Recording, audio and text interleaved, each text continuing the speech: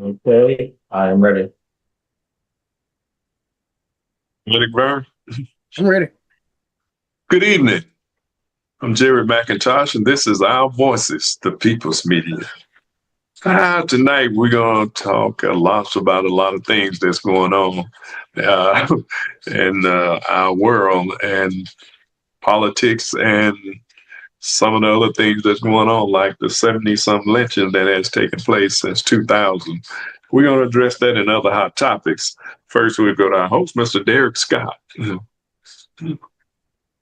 you hear me, Derek? Okay. Yeah. Good evening, everybody, and thank you for joining us today. Oh, sorry. Can you guys hear me? Okay. Yeah. I appreciate you all joining us. We just concluded our first week of early voting, or only week, rather, I should say, of early voting. So the polls did close on Saturday, yesterday at 5:30 p.m. here in Escambia County. I hope everybody had an opportunity to vote.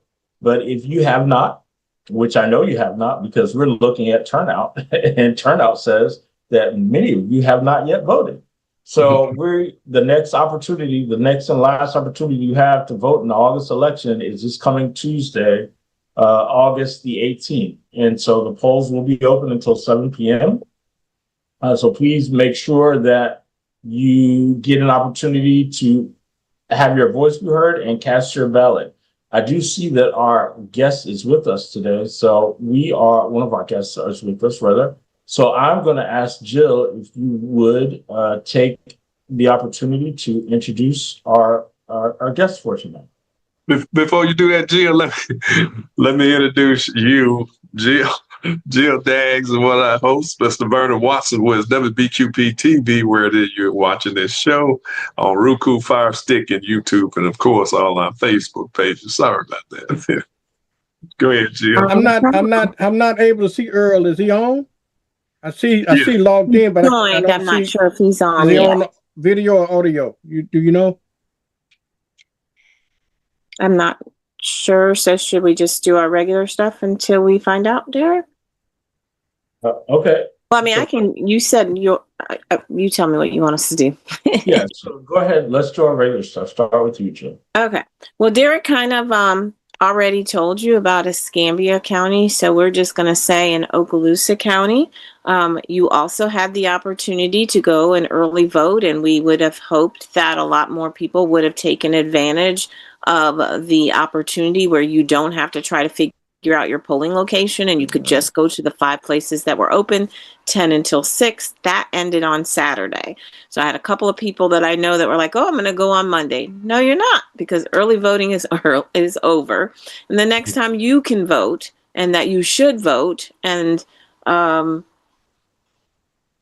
think Derek said it best. We absolutely know there's so many of you that still could get out and vote based on the numbers. That will be this Tuesday, August 18th, 7 a.m. to 7 p.m. You will have to know where your voting location is, so you can go to the Okaloosa County Supervisor of Elections to get that information. I see that Fabulous Jermaine has joined us. Looks like Earl Ford is with us. We're going to have a great night. We're going to go over some difficult situations, but we're going to have a great night. So I think we're going to stop and kind of bring in our guests and do our thing. So I'm going to hand it back over to Mr. Scott. Okay. Let's go ahead and first, while we're waiting on Mr. Earl Ford to join us, we will go ahead and get started with our program. And we have fortunate to have with us Mr. Jermaine Williams, who, as you all know, is running for mayor of the city of Pensacola. We have, again, Tuesday, August 18th. It's the last day to cast your ballot. And this is that opportunity. So we wanted to make sure you got an opportunity. If you have not heard from Jermaine, this is your opportunity now. So Jermaine, the floor is yours. Take it away. How you doing? I'm happy to be here. I said that like it's my first time here. But I actually collect mail at this place, so it's all good. I'm Jermaine J. Williams. I'm running to be your next mayor of Pensacola. My focus is, well, first off, a little bit about me. I work in addiction and suicide prevention. I was named National Peer Specialist of the Year from the National Council for Mental Wellbeing. So pretty much that's like the equivalent of National Mental Health Worker of the Year. Um, my focus is to break the barriers for mental health access in Pensacola. Have workforce affordable housing. You're going to hear a lot of people talk about affordable housing, but they're not mentioning the name workforce affordable housing. And that is truly directed to the people that make this city run every day, make sure they're not priced out. Also, I want to, with the Roots program, I want to protect individuals in the city so they won't be priced out their homes, especially in those historic neighborhoods. There's been a big deal about that in East Hill. I want to protect all neighbors from getting priced out their homes. Um, Also, another thing is I want to have a safe place for our children. As you see, there's been all this boasting and talking about how Pensacola is the safest city according to whatever they want to say. But when you look at the news journal, when you look at the Facebook, when you see the RIPs, when you see WEAR, that tells a different story than what City Hall is telling you. And I want to get these kids something to do, especially the Juvenile Justice Center deemed that the hours between 6 and midnight as the most hotbed hours for young men and women to get in trouble. And, these rec centers close right about that time. We have to do something to fill that gap for parents that are working two jobs to make sure that they are not living on the street. And so we have to step in and try to help with those children. Also, the Pensacola Launch Initiative is a remote working initiative that I have. I actually live. The bulk of my money I make from the state of California. I take that money, I pump it into this local economy. We're out there, brick and mortar, coming here, rising up our property value and clogging up our roads. And I just think it's the quickest way to start getting individuals back on their feet economically with $50,000 to $150,000 jobs per year while we work on the long term. And then most importantly, I want to have transparency. I think we have all had enough of these backdoor dealings that is in the DNA of this city. It's since I was a child. You see the grays in my beard, and it's still corruption here today. And I'm here to stop that as well. I have a full-fledged plan for that. If you're intrigued by anything I said, you could go to jermaine4mayor.com. We have two ways. There's an interactive kind of tab where you can kind of look at some of the things I just said, but it's broken down more. Or if you're a reader, download the 55-page governing plan and read how we're going to pay for it without raising your taxes. I know I said a lot. I take any questions you may have.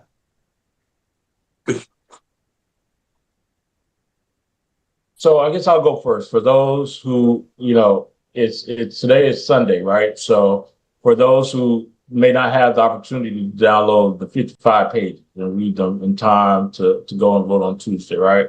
Mm-hmm. What's your synopsis? What can people expect of you if you were to become mayor from an economics standpoint? How will you move the city forward? Well, from an economic standpoint, I want to make sure that Pensacoleans get jobs. You can bring down all these big jobs that we've seen in the headlines, but there's no clear-cut plan of how Pensacoleans are going to get those jobs.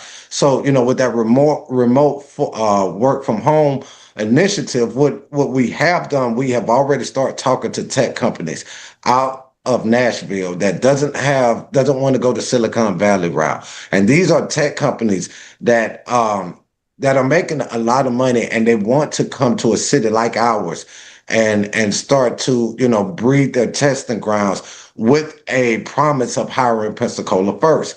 And we're not talking about 20 to 25 jobs for individuals. We want to really just have that stable workforce for a lot of the population. And, I believe that there are ways that we could bring high paying jobs here. They all don't have, because, all I keep hearing about from two of these opponents is deport, twit bash. A lot of re-entry people won't be able to get those jobs.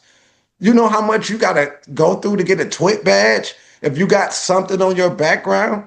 And if someone has paid their debt to society, I am a walking second chance. I'm a walking third, fourth, fifth, and 55th chance. But when I got it right, I knocked it out the park.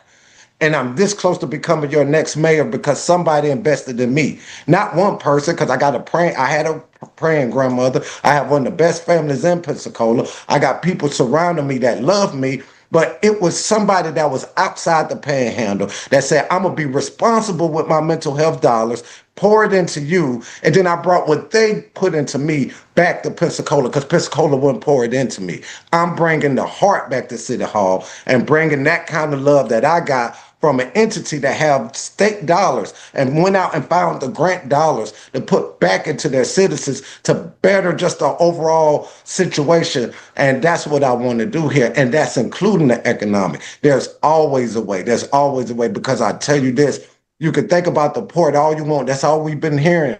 And that tells you what population of these jobs, if they do hire Pensacola, who they are targeting for them jobs.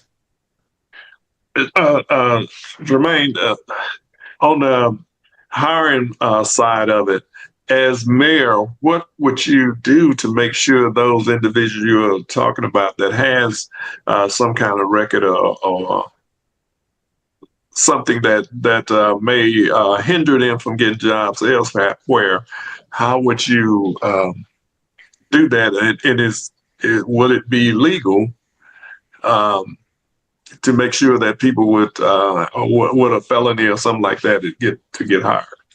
Yeah, well, the first thing I would do is start with what I control, and that's the city of Pensacola, and make sure we do our best to loosen up some of them things that some of the stuff that restricts individuals from getting those jobs. As far as anything that may have to do with working within the city, but as far as what can I do outside of what I control? That's something, one of those rare things you just really got to wait till you get in there, talk to the city attorney and all those things. But what I can tell you is who I am, who I've been, the person I am, what I've been advocating for, how hard I have worked for Desmond Meade in this area to put Amendment 4 on the ballot. I was down there at the watch party when we passed that in Orlando because I worked so hard on that. So this is the same person that be sitting in that mayor's seat. Now, I can't tell you what I'm going to do today, but what I can say today is that I'm going to fight like hell to make sure you get everything that you deserve, the fair shot that everybody else get. And I'm sorry for saying hell on a Sunday. I'm sorry. No, away. We good. We good. Jill, yeah, do you? I'm your favorite fan. I just want Hey, to Jill. I'm in Okaloosa. I can't vote for him, but if I was in Pensacola, I'm telling you, if I didn't vote for nobody else, I would vote for you. I would vote for everybody that I'm supposed to, but that's my number one. Oh, thank you. I'm not in Pensacola. So what I would say to the listening audience is that I have had the opportunity to see Jermaine flourish, like grow and become powerful and drop mic statements, but not just statements, but action items, processes, procedures. And so I think this is what Pensacola needs, and they just need to be ready. Because when you're in there, things are going to happen, and it's not going to be just talk, and it's not just going to be for certain people. And so my first question, it's really not a question, but I think it'd be good for you to explain, because I know that there's someone out there that's watching right now, could be one of your opponents, but anyway, that's watching out there right now. And they are saying, oh, but he's only going to help the returning citizens, and he's only going to help the brown community or the black community. So what do you have to say? Because Pensacola is is made up of everybody. I don't live there, so I can't tell you the statistics, but I do know that everybody lives there. And so you're a mayor that's going to represent everybody, unlike what has happened in the past. Can you share with everybody how your vision works for all? Yes, well, I mean, because my vision is built on people. People first. Pensacola always is the slogan. Again, I've been named the top mental health worker in the country this year. One of my biggest specialties is suicide. And when I get a suicide call, I don't say, okay, I'm on my way. But before I go, are they a returning citizen and are they Black? I don't care about that. It's somebody in need. I'm on my way. And that's the same thing I'm going to do at City Hall, because one thing I learned about knocking doors over in that area, like in the Cadova Parks, the Spanish Trails, is that their problems may not look like ours, but they have problems too. And they have the same thing, the same gripe that we have. They're not being listened to. And then you have someone listen to, and you have someone that doesn't even live in their neighborhood that's trying to tell them what's best for them in their neighborhood. And they are the experts. And we have to listen to a lot of experts on whatever the topic may be. But the biggest expert in the room is the people that live it every day. So we have to. So no, it's for when you take that oath as a mental health worker, you stop seeing color like that. You stop seeing all those things. One of the biggest stories, and I got to be careful how I tell this story because I don't want to violate HIPAA, but I was in a counseling session with a white lady, and I did it virtually, and she was in Neptune Beach. And she told me, this is my third session with her, and she's really comfortable with me by now. And she says, Jermaine, I just got to tell you, she's looking at me dead in my face. I just got to tell you, can you believe that my daughter is dating a Black guy? And I said, no, ma'am, I can't believe that. And then she was like, it's not even a Shamar Moore. It's not even Barack Obama. It's a 50 Cent. And you know what I did? I listened, I validated, and we worked through coping skills for her. Because when you're helping people in need, you're not Black, you're not a male, you're not even Jermaine. You are there to help someone that you're supposed to. I can't pass judgment on the way people think when I take the oath as mayor. What I take as that oath is to make sure every single citizen, even people that's not even old enough, to give them the safest environment, the best living standard, and whatever I could do in my power, or even things I could do outside of my power, to make sure that this is the best city in the world, no matter who you love, no matter what your color is, no matter your zip code. And that's what I'm going to do. I know you mentioned filling that gap where children or young people, I would say, is out there in the streets, and we know that is definitely true. That too many don't have anywhere to go after a certain hour, and so they end up sometimes getting in trouble because of it, because they are out in the street, and the law enforcement is going to focus on it, especially Black children in particular. So, would you be would you consider keeping some of those centers open later to make sure that they have somewhere to go to play ball, to interact with each other, and do other things? Oh yeah, absolutely. I already started looking into that. I don't want to talk too much into it because I don't want nobody to get in trouble. That's on the payroll. But yes, I have looked into that. But also, everybody doesn't want to play sports. Everybody doesn't want to do those things that those rec centers offer. And we have some amazing nonprofits that's doing the work. Whether it's dance, whether it's STEM, we have so many chess clubs. We got the two wins that I love what they do with the chess clubs with the youth. They just they're not poured into. Like, we don't need to reinvent the wheel. We already have people doing the work. We have to find the money to fund them where they can continue what they're doing on a broader scale and to fill that time gap. Because I'm sure if they didn't have to worry about working a second job, or didn't have to worry about the money aspects of serving the community around that time, their doors will be open. So it will be my number one priority to go out there and find whatever that's on the table to make sure that happens and give these kids a fighting chance. Yeah, because we talk about they are our greatest resource and they are the future, but we have it seems that we don't really put our money, our resources that could be used by the county or the city to make sure that they get those things that are needed for them. Yeah, So, I think that Pensacola, You know, I stop and think nowadays before I say stuff. We have to stop putting people in that says one thing and do another.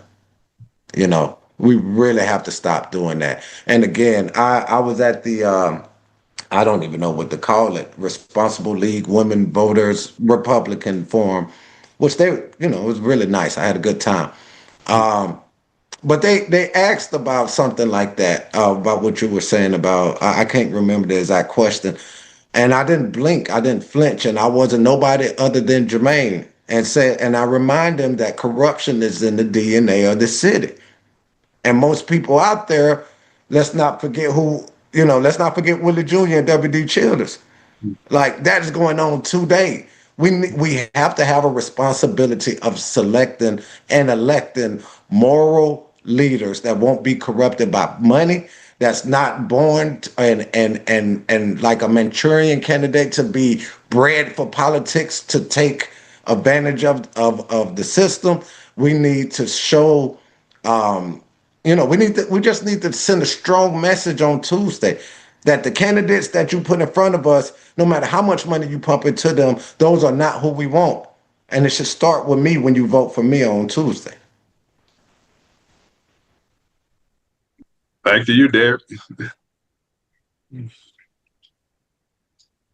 So, Jermaine, I have a question for you, and I want you to answer this in your words, because there are so many people who are running for mayor. What would you say to those people who are, undecided between you and, let's say, a DC Reeves, or you and Alicia Travick, or you and Ann Hill? I know if you were me, my first thought would be, well, one of them didn't even want to be mayor. They were talked into it because they couldn't qualify for the job that they really wanted. But that's neither here nor there. What would be your answer to those folks who are still to finish? I will urge them to go back. Three things here. I will urge them. Number one, and specifically speaking of the mayor, he has 4 years on tape. Go look at what he has done and where his interest lies. If you don't live downtown and you don't have a certain amount of money, then he's not your mayor. He's not the mayor for you. And don't drink the Kool-Aid.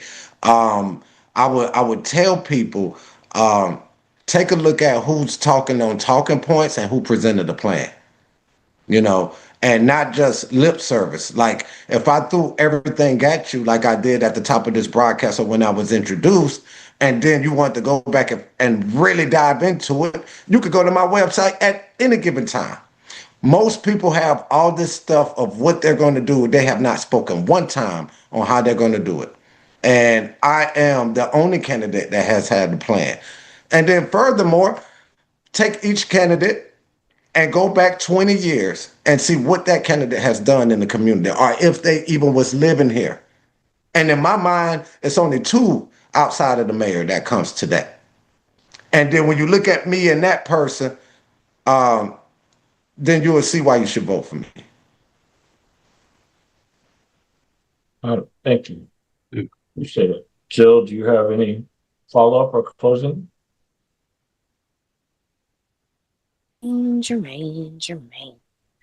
So, if I have been following the different forums and who shows up and who doesn't show up, and then of course I've been if because I'm not, if I lived in Pensacola and I knew I wanted to change, but I also am kind of sitting on the fence because of whatever reason. So whether that's my own, I gotta be careful. I say this. Whether they're scared because of who you are, or they're scared to take a chance, or they're scared to go for something that sounds so good, that could truly be reality. What would you say to those people? We know right now that we need to get people out to vote. So we're doing our part, but we're not the candidate. So we can tell you, hey, you got to go vote. You need to do this. But tell them why. And I think Derek asked you what's the difference between you. But I want you to talk to those people who are really, really contemplating. Like they're right there. They got to check a box. They want to check the right one, but they need to have that reassurance, that understanding. I'm throwing this to you because as the mayor, you're going to get this when people come in your office, and you've already given us an example. And I actually love the way you said that. You saw my eyes. I'm not sure my eyes on screen would have given that away. So I'm gonna have to work hard, but that's probably why you're number one and I'm not in that space at all. Because as soon as you said that, I was like, really? Did you just say that? Did you say that out loud?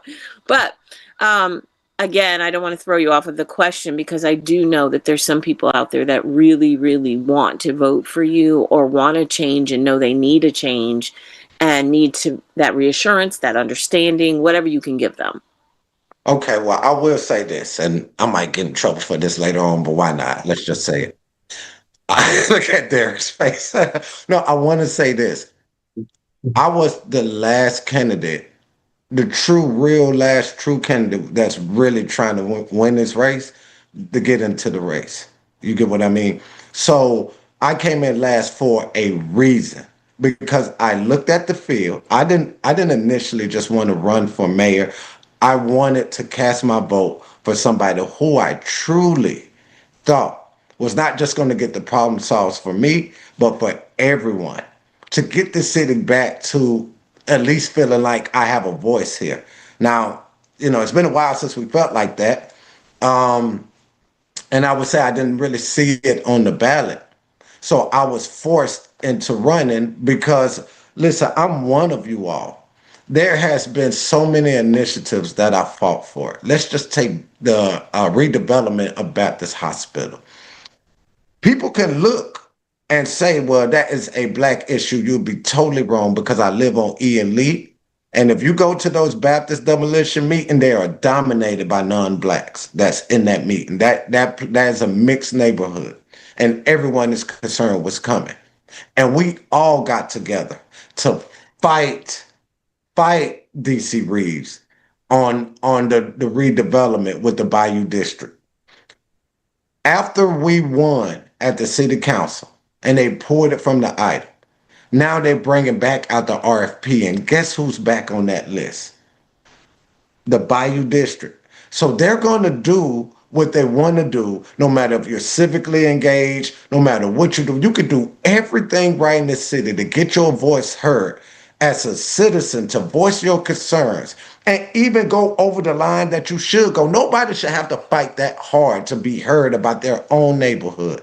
And then when the rest of the council agrees with you, they still find a way to push that initiative on you. And when you live in a city like that, you get so fed up. One or two things can happen. You could get this. You could just be heartbroken and just fall out of civic engagement, or you could say, I'm going to take somebody's job so nobody else in this city feels like that.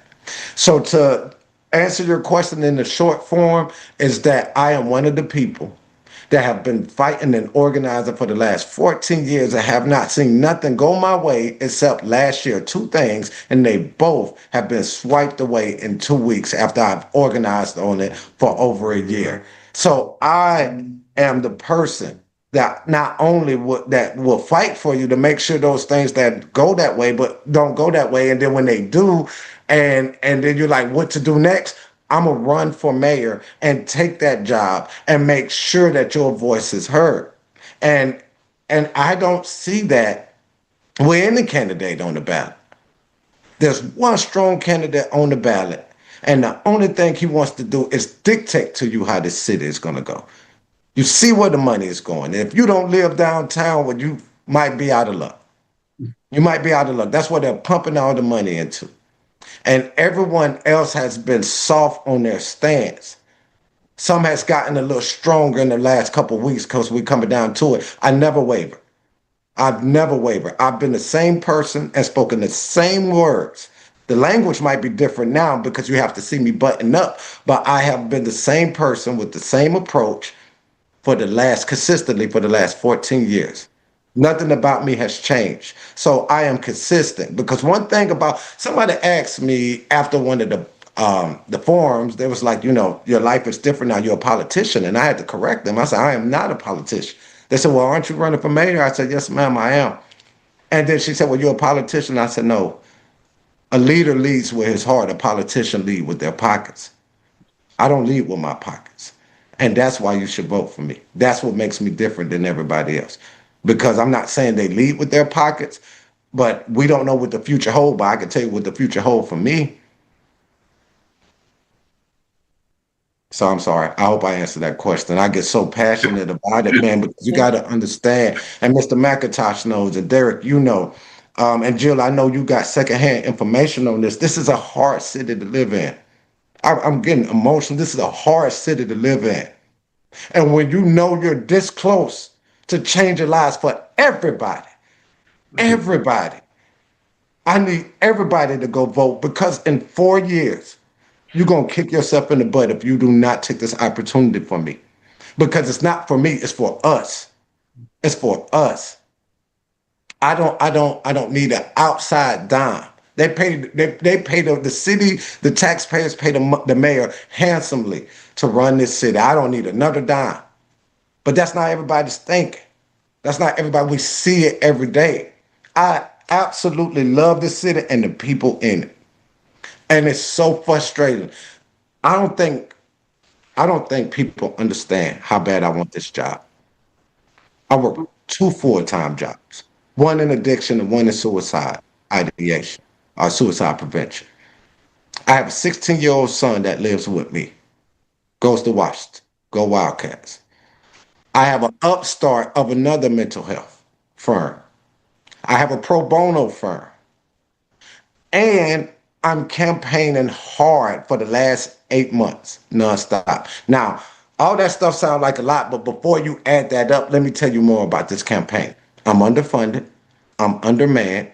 I'm doing everything. I have a little help here and there, but I'm doing everything. And I'm not complaining. I'm just telling you, I've been averaging 3 to 4 hours of sleep for the longest. And I'm not batting an eye, because that's how important this election is. I ran out of necessity, not want. But now that I see what I can actually do you know how excited I was making that 55-page governing plan? I'm like, man, I could finally show the citizens that every mayor before me was a scam. If the change wanted to be made, it could be made. Then I start saying, I really want this job to show people that if the heart comes back to City Hall, Pensacola will be the marquee city in the state of Florida. And then we'll have to really worry about a population boom, because we'll be showing the rest of the city and the rest of the nation of how you do this. Jermaine, you know, they are trying to, well, through the so-called DEI, which is nothing but diversity, equity, and inclusion, that they don't use that because the acronym seems more disadvantageous to everybody that's listening, that don't know what DEI mean, because they didn't even try to find out or look it up. So how would you make sure that diversity, equity, and inclusion is on the table, continue to be on the table in your administration, to make sure that everybody has a shot at getting hired or being a part of your administration? It's just what I've been fighting on. Like, you could just look at my initiatives, that everybody's going to get a seat at the table. Everybody. Like, everybody, it doesn't matter. I mean, like, you don't have to have 20/20 vision to see the color of my skin, but DEI is just not a black thing. It's right. For women. It's for the handicapped. It's for the elderly. It's for the LGBT. If you are the best and the brightest, like, I might override whoever you're interviewing with and come in and just offer you the job and get in trouble, but probably do that. But we're looking for the best and the brightest to turn this city around. I don't care about none of that stuff. I just want to know is, can you do the job? And if you got a track record of showing that one mistake does not define you, then I don't care about that mistake until you make it relevant again in the future. Y'all got me on fire on this Sunday evening. Well, Jermaine, I appreciate you joining us tonight. Feel free to stick around. Let me ask, you got 2 days before people go to the polls. what can people do to help you? Look, I need volunteers. We can't give money no more, but you can give me, your volunteer time.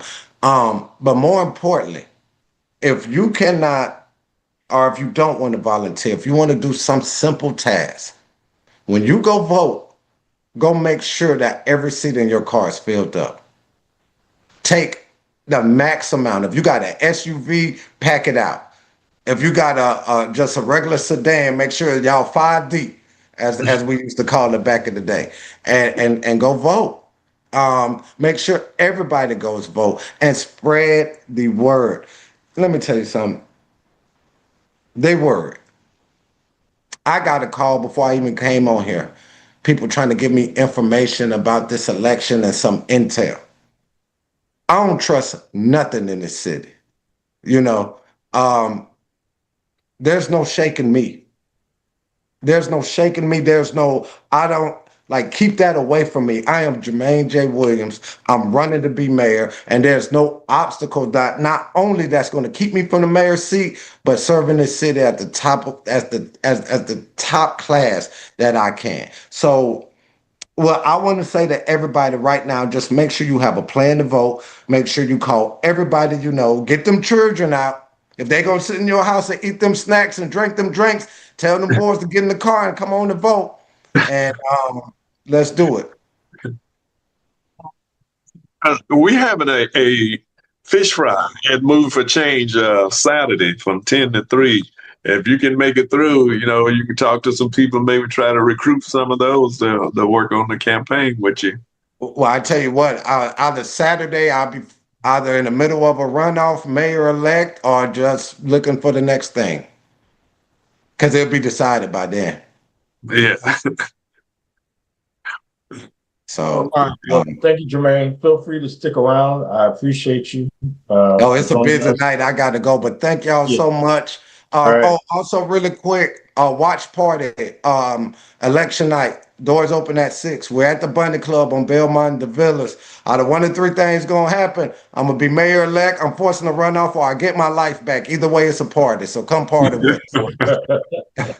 All right. We'll see you soon. All right. Bye. Okay, everybody. That was Jermaine Williams, candidate for the mayor of Pensacola.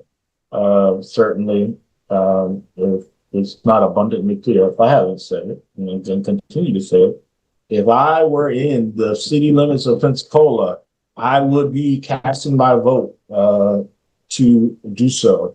That is the best. Like you said, he's the only candidate that's written a plan to move the city out. And so certainly, I'm not telling you what to do, but I'm telling you what I would do. How about that? That's the best that I can tell you. Jill, I am going to turn it over to you to introduce our next candidate. Hello, everyone. I am super excited. I think this is like my third time I've got to introduce you in different spaces and places. I am going to read your very short bio, but I do want to say that this is a time, if you are joining us, that you want to sit down, you want to get your pen, paper out, you want to get your ballot out so you can see who's on it and understand, hey, Vernon, we can hear you. So that you can see who's on it and really put a name, a face to the name. So when you go on Tuesday, because so many of you are just really waiting until Tuesday because it's so important to wait and go at the last moment on Tuesday. But as long as you go, we're not going to say anything negative. Just make sure you go. Okay. We have Earl Ford. Born into a military family, Earl grew up in Wyoming, driven by a duty to serve. After his time as a U.S. Army paratrooper, he attended law school in Florida. During law school, he continued volunteering and serving his local community. He continued his public service as a prosecutor before joining the IRS, where he worked in the IRS estate and gift tax program. He specialized in complex trusts and dealt directly with some of the world's wealthiest people. However, witnessing the administration's attacks on civil servants led him to run for office. Earl is now building grassroots campaign, built, still building, gonna build it, gonna be on the ballot in November with your help. focused on tackling the insurance crisis, accountability, and our core values. And so I present to you Earl Ford, and I would like for you to share what you're running for, break down for them what your position is so that everybody understands, and you guys have already pulled out your ballot so that you can understand face name. Welcome.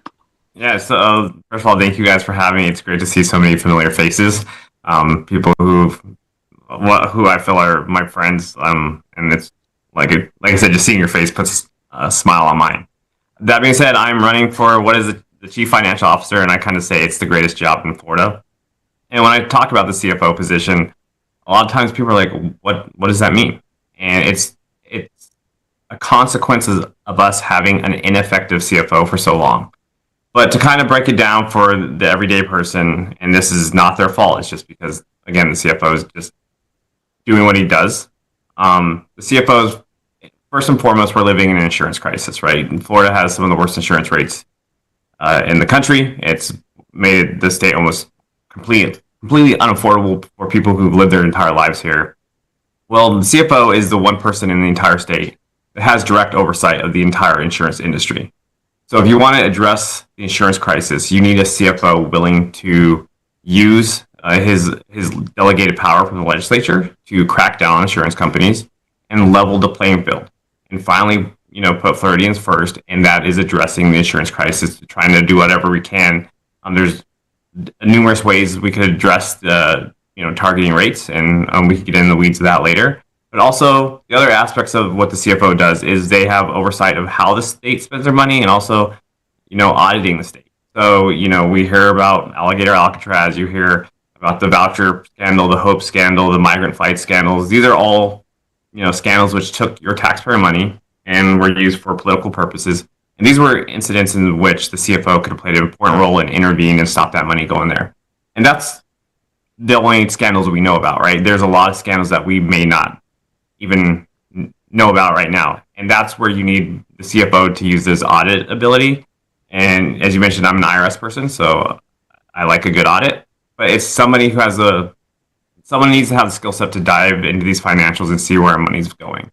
But also it's about having somebody stand on the side of the everyday Floridian. For too long, we've had power balance in Tallahassee, and it's about consumer advocacy.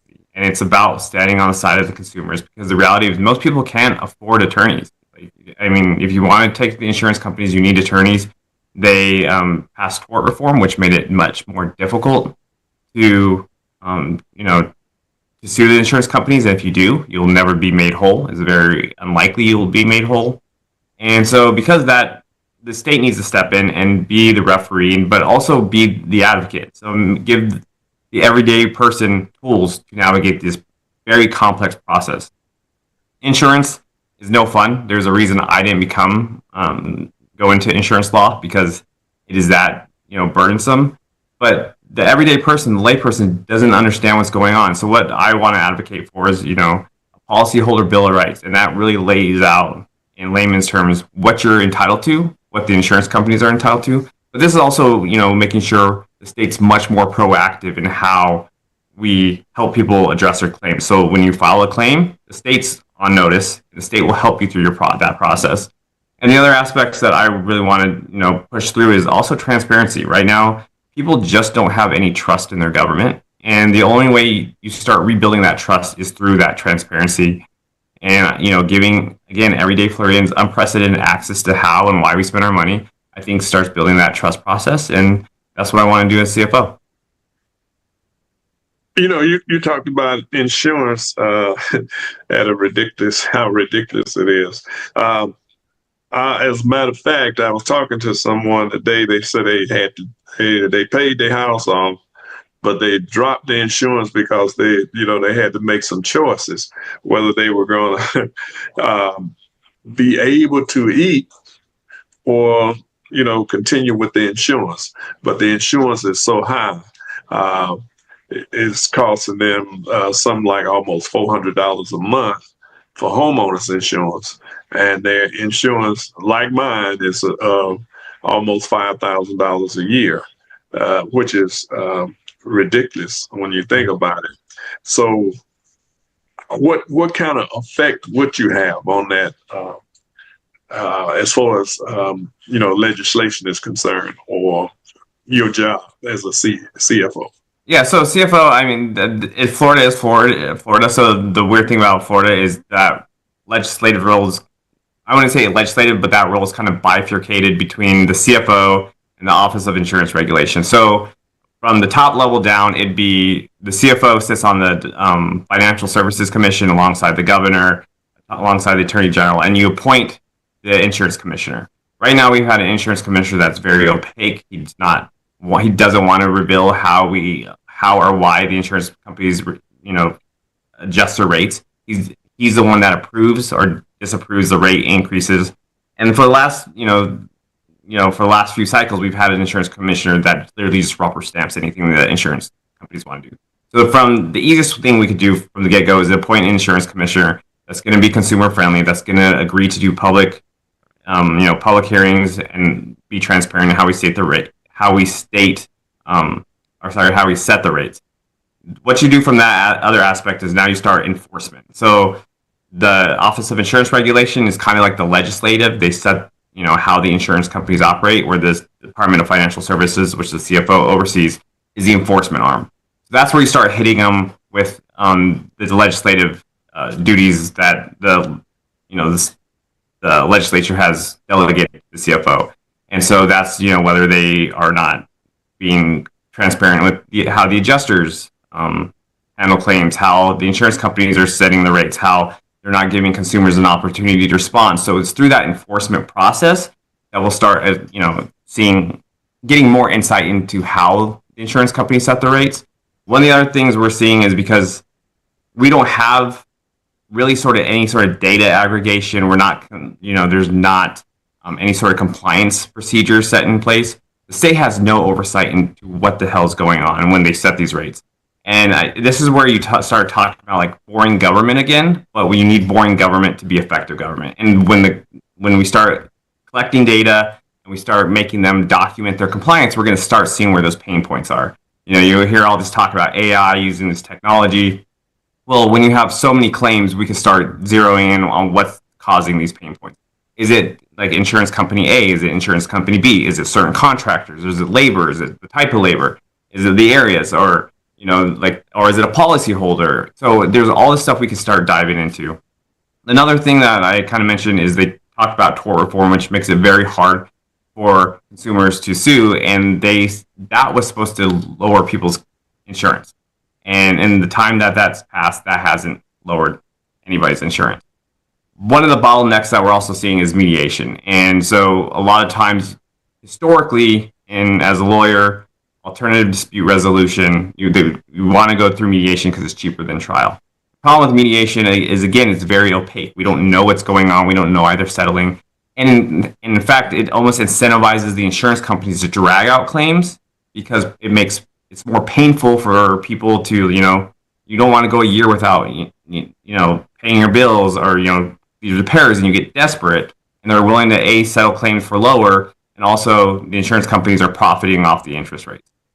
So when the state's involved from the get-go from handling the insurance claim, we're going to be involved every step of the way, and that way, when the claims get dragged out, we're going to be able to intervene when we're trying to figure out why the rates are going up. We're going to have more data into why that's going on, so we could punish, release report cards or target certain insurance companies that have a history of hiking rate prices. And so it's just, honestly, it's kind of boring stuff, but I think it's getting back to where government needs to have their hands in everything and making sure we're on the side of the consumers. Yeah, I know that a lot of the insurance companies, after people have paid their insurance and done everything that they're supposed to do, these insurance companies get up and leave people destitute. So would the CFO have any influence over that, or it has to be strictly a state representative or Senate legislative processes that has to be worked out? It have to be a little more legislative. This is where the CFO kind of serves as an advocate, but also with the using the enforcement arm of how they're doing the rates, how they're setting the rates. That's where the CFO could put them on notice. And one of the things is fines are historically like a cost of doing business, like for insurance companies. Well, one of the things you'll hear me talk about almost ad nauseum is State Bill 7052, which enhanced the CFO's ability to really hammer the insurance companies.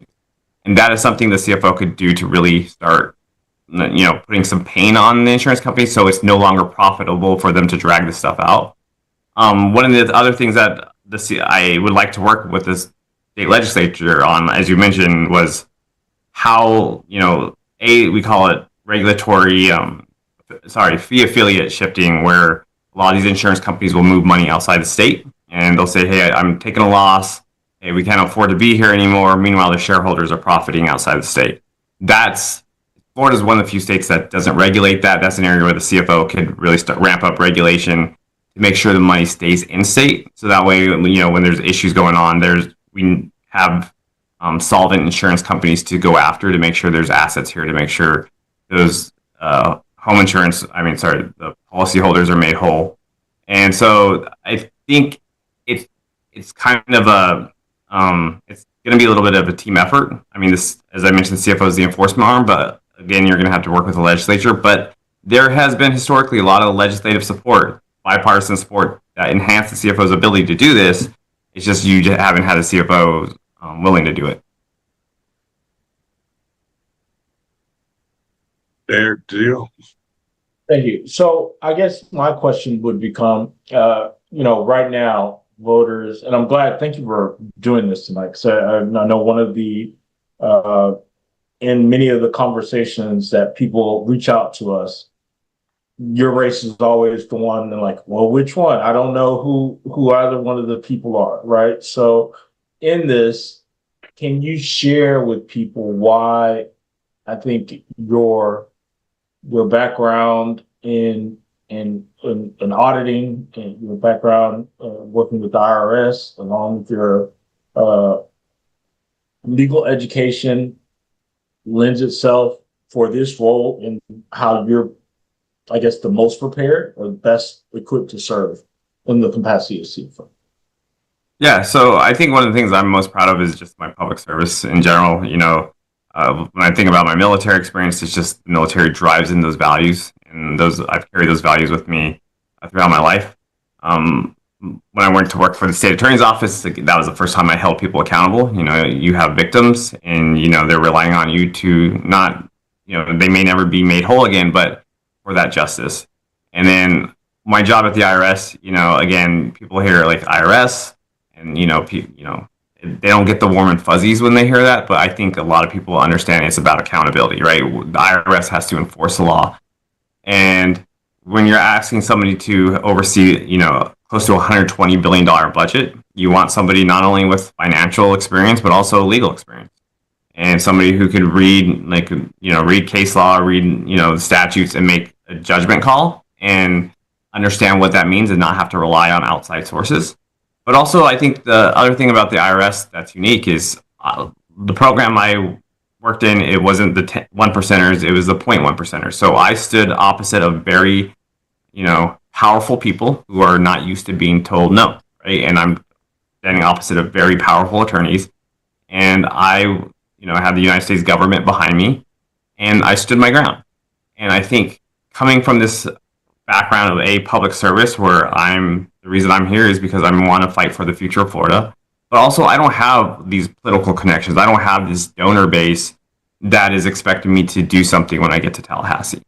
I think right now, everyone kind of feels like the country is in crisis. And, it's times like this where you have people that are public servants that step up, like Jermaine, right?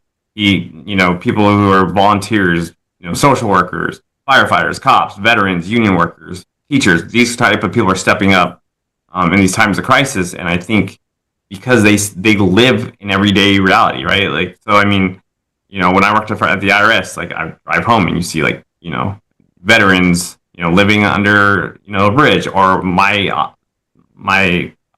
where I worked at the IRS, granted, we dealt with these high-end people, but like revenue officers, revenue agents, like every day you heard like the horror stories, and the IRS is not like cold-hearted people. We just realize that people's financial situation just stinks right now. So I think the idea of just being in touch with reality. I know I'm a little younger than my opponent, but I also think, hey, I have a vested interest in it. I want to live the rest of my days in Florida. I have a young family, and I want to fight for this future, but I also want to make sure I use my skill set and do what I can to bring back effective government in Tallahassee. Thank you for that. Jill, you're up. All right. Glad you're here. I think that we need to stay a little bit of time on the difference between you and your opponent, because most people right now, without going, like crazy, I don't want to get too deep in it, but they do need to understand, because there are a couple of races, and this is one of them, where people really don't understand. I know I had a conversation, so I'm going to share one conversation I had so you can answer this too in your answer. And the person was like, yeah, I did some research. They went all the way in your background. They knew how long you had been with the military. They knew how long you had worked with the IRS. And I was like, you really have done some research. But their question was, I believe if I'm saying it correctly, when you were with what made you switch, I guess, after the IRS when you left? And I was like, I don't know. I didn't ask that question, but if I ever get the opportunity, I'll make sure that I ask that question. The other thing, when you were talking before, I thought, I know this race right now is about Democrats, because you're a Democratic candidate and we have close primaries. So therefore, right now you're speaking to Democrats. But I thought, in understanding when we're voting someone in, we want them to fight and win in November, that it was very important to understand that your job is to hold everybody accountable. It is not just to hold Republicans accountable or MPAs. It is also to hold those that are in office, everyone, accountable. So I think maybe sharing some of that. So the difference between you and you and the person that's running against you, maybe answering that question as to what the change was and why you made the change, and then sharing again the fact that your job, I think you said it was the best job because you get to hold everybody accountable. So you're working for everybody. Yeah. So I guess you're talking about the switch from the congressional race to the CFO race. Is that the switch you're talking about? No. But you can check that. But no, I think they went through your background. I have no idea. Was somebody, I know the person, but I didn't go into it. And they were just saying, yes, I thought they said that you're with the IRS and then you were there for several years, but it wasn't like 10, 15, 20 years. I don't know. I just said I would ask so you can go through it. I know you're in the military. You've done so much, so it could have been any of those answers, but I didn't want to answer it for you. Oh no, so so my there may have just been a little confusion because military, law school, and then I was a prosecutor, and then IRS, and then Hatch Act required, because I'm running for a partisan office, federal law prohibits you from federal employment, so I had to leave, and so right now this is my full-time job. But if it was regarding the congressional race, the thing that kind of pushed me in this is like living through Doge. And the one thing that really fired me up is you have these mentors working in government, and whether it's the military or government, you work with people from every background imaginable, like all races, cultures, religions, groups. And Doge came in and they hammered us, right? And my mentor was there. Like I saw how my mentor was treated, and that's ultimately, I felt like no one was fighting for us, and that's what ultimately led me to run for office. And then what ended up happening with this kind of switch to CFO was, at the end of the day, I am a Democrat. I'm proud to be a Democrat. I'm probably the only Democrat you'll ever meet from Wyoming. But that being said, we were had a great campaign in 2013. We were fundraising. We raised $700,000, and but at the end of the day, I was like, I'm fundraising to beat another Democrat. And as Democrats, we need to make sure we're challenging every Republican in office. And at the time, no one was running for CFO. And, in the CFO, it's it's just one of those things that just kind of was right up my alley. Whether you're talking about financial analysis, auditing, but also the legal aspect of it. And, I was like, this is something that really interests me. And I almost felt like having an opportunity to take that skill set to Tallahassee could almost give me a more direct impact on people's everyday life, because the insurance crisis is front. Even when you're running for Congress or running for Senate, the insurance crisis is front and center. And no matter where you go in Florida, there's roofs with tarps on them. And there's people that are struggling. I mean, when you were out on the campaign trail, you could see it in people's eyes. Like, they tear up because they were literally $20 from their worst nightmare, right? Like, $20 gets you to your job for the rest of the week, or $20 gets you a few more cans to feed your kid. A few more cans of beans or rice to feed your kid. So, but the insurance crisis is so, and it's something that resonates with Floridians, and that's why the CFO position just kind of jumped out at me. With that being said, the big thing too, against me and my opponent, and I guess, I think the one thing that I think that kind of separates me though too is, I think my background probably resonates with more people. Like, the one thing I'm learning as I go on the statewide trip is Florida is a very, very large place. It is not Dade County. It is not Broward County. It is not Escambia. It is 7 different countries in one, and every county, is very, very different. And the whole idea that you're going to treat the entire state like one county is not realistic. And I think my background, like I said, I'm a Democrat, but I think it skews a little more conservative. I was in the infantry in the Army. Prosecutor, ties to law enforcement and federal service. And I think that gives me an opportunity to kind of connect with, more rural people.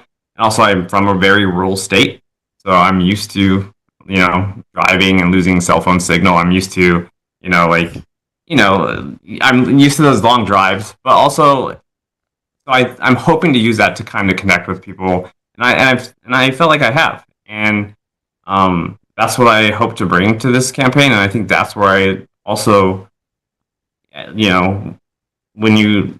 what I'm hoping to deliver in this campaign, and I think that's why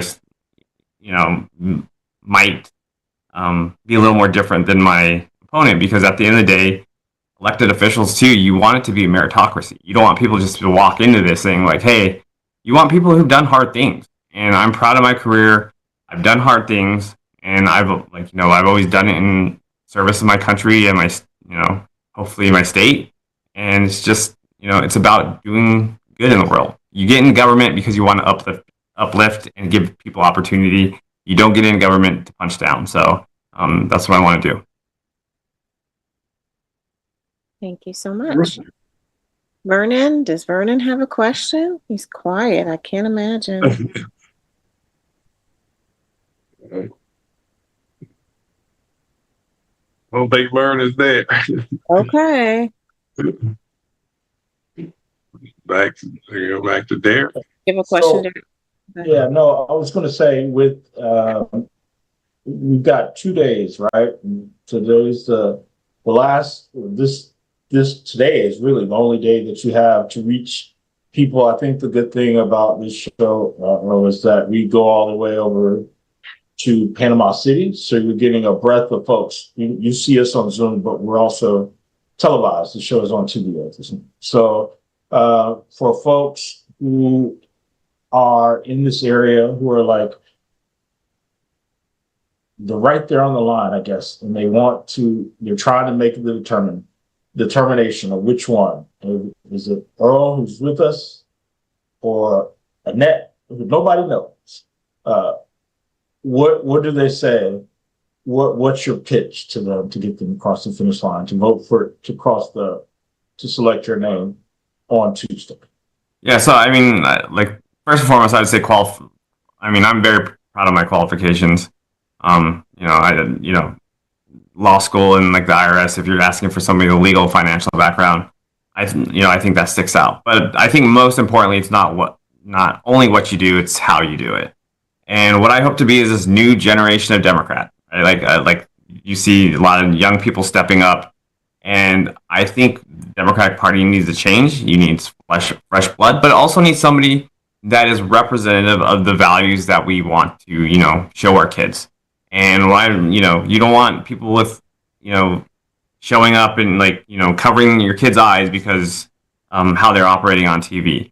And so when I say this new generation Democrat, what I'm talking about is doing the job, but also doing it, showing decency, showing empathy, showing compassion, respect for everyone, regardless of your culture, your background, respect for the environment, respect for our institutions, and respect for really like all the sacrifices and the legacy that everyone that came before us, everything they gave, showing respect for that. So so it's not only what you do, I think it's how you do it. And I think, hopefully if, it's just trying to get back to doing it the right way, but also showing people how to lead. So, that's what I plan to do. And, so, fingers crossed we'll get there. So, but it's gonna be a crazy, I don't know, 48 hours. Yeah, you got a busy 48 hours on you. Jill or Mr. McIntosh, Mr. Vernon, do you guys have any final thoughts or questions? So we can let Mr. Earl get back to the business campaign. How can they help? There's 2 days left. Obviously, we can share with our friends, our family, but do you have any phone banks, text messaging? What is it that if they are committed, we're going to tell them to do like Jermaine said, fill up your car. And I'm going to tell them, fill your car up and fill it up 2 or 3 times, especially if you have that day off. If you were lucky enough to do that, that's what we should be doing. But how can we help? Yeah, so I think we're in the same thing as Jermaine. Like we do have phone banks like set up, but as the statewide campaign and being the CFO, our race it's weird because you're a statewide candidate, but it almost feels like it's almost local because it's so narrow. But I think the best thing you could do is just call and text all your friends, everyone on your, everyone that and say, hey, Tuesday vote. Like, hey, like don't let us lose this one just because. Like we all have something to gain or lose Tuesday. And so I think it's just making sure we just reach out to our friends, family, no matter how, even that person you haven't talked to in 10 years. Hey, well, might give you an opportunity to rekindle a relationship. But I think at this point, we need to just make sure people are engaged. I'm of the mindset if, people see me on the ballot, they have an opportunity to do the research and, not necessarily but quick Googles and stuff. And I think again, my qualifications will stand out, but I think at this point, I think it's just more important that we get people voting and motivated and let them know there's a lot on the line. So, because we're all in this together. So. Mr. McIntosh, you have anything, Mr. McIntosh? I just want to say, I hope you win the primary. Good luck.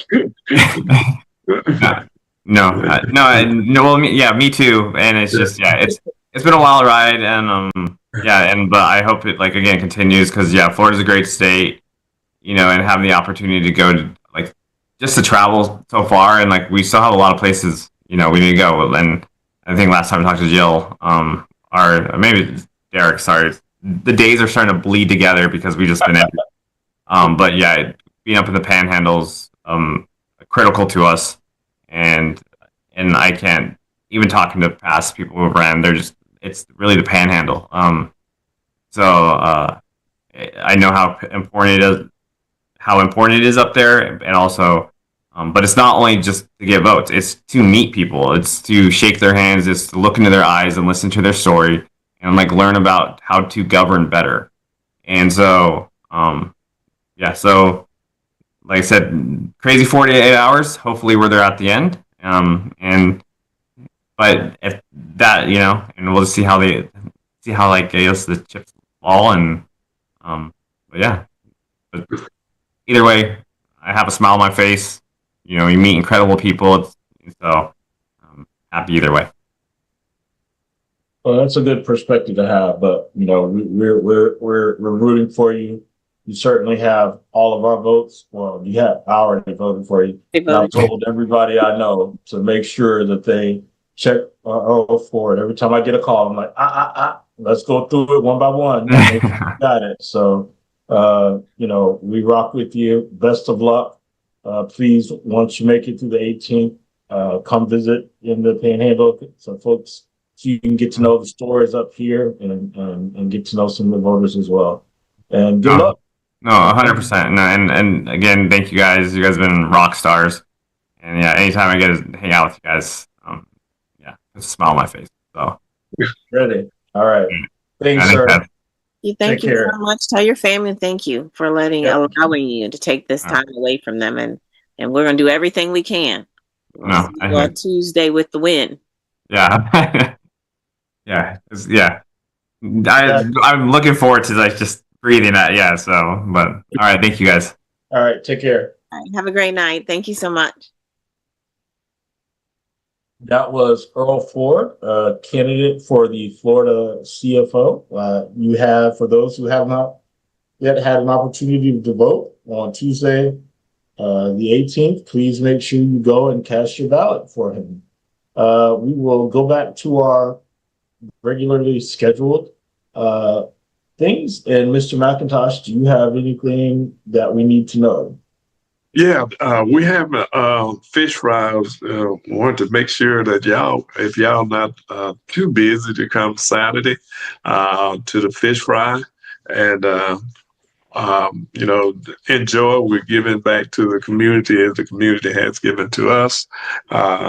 We want to make sure that you know that everybody that want to come, we're gonna do fish until it's gone. It's from 10 to 3 or when the fish is all gone. might might go pretty early because it's free. So hopefully you know y'all be able to show up, and you'll be able to talk to some of the people about voting there, and you and Jill, if you can make it. I know y'all have a heavy schedule. No, I think this Saturday we have a little bit of a breathing room. Okay, well, come on over there and breathe on everybody over there. Jill, did you finish your stuff for Okaloosa County, or did you have more? Your meeting.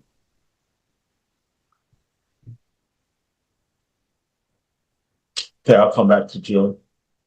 Sorry. Okay, you got it? Yeah, I'm trying to send you this because I need to go over it or they're going to kill me. So I'm just trying to make sure I get you that. Two things.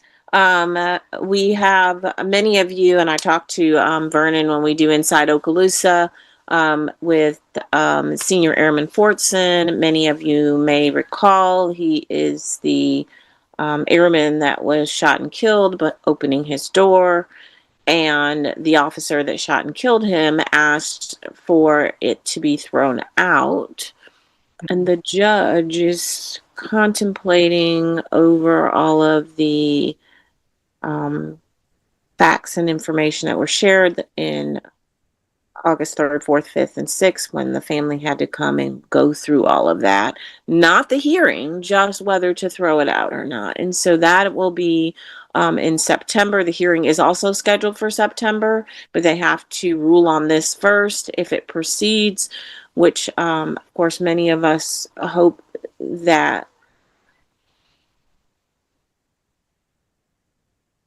the justice system will not again fail this family in our community.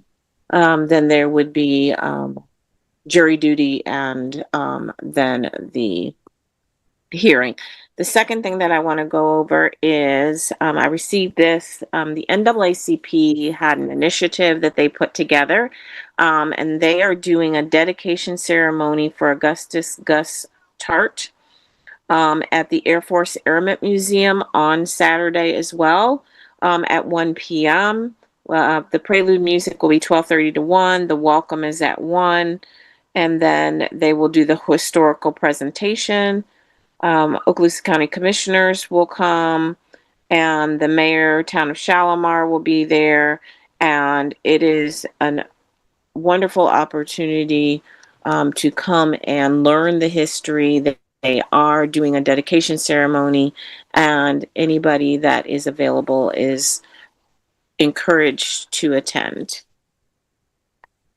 And then lastly, I would again go through how critical Escambia is doing better than, but I'm gonna talk to Santa Rosa and Okaloosa since BJ's not here and Christina's not here. We are asleep.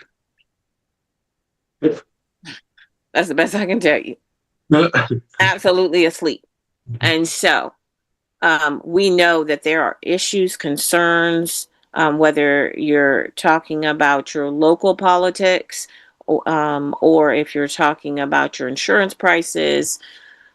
You have the opportunity to ensure that the people that are on the ballot in November are the ones that are going to fight for us. And sitting at home for any reason, and I'm talking to everybody, but specifically Santa Rosa and Okaloosa, we're going to,